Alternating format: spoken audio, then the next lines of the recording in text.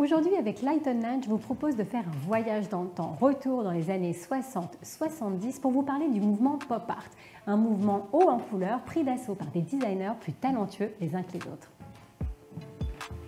Alors à défaut de vous emmener en Grande-Bretagne, là où le mouvement est né, j'ai décidé de pousser les portes de ce magnifique showroom Nine United qui représente à lui seul 4 marques, N-Tradition, Verpan, Franson et Stella Works.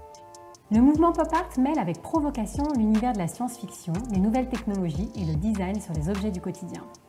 Pour illustrer mes propos, la VP Globe de Werner Pantome pour Verpan, comme quoi le pop art a traversé les frontières puisque là, on est au Danemark.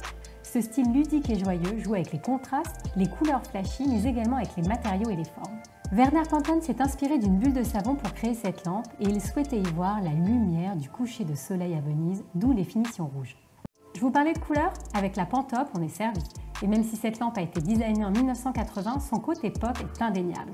Je fonds tout particulièrement sur son abat-jour en forme de cloche et ses couleurs.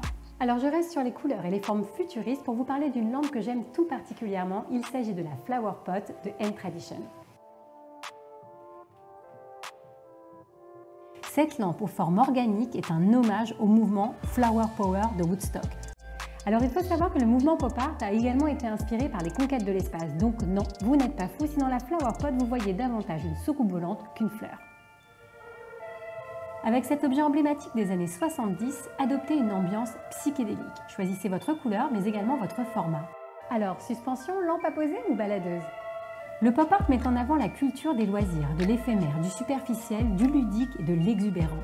Il s'oppose directement au style fonctionnaliste, classique et académique favorisé par l'élite.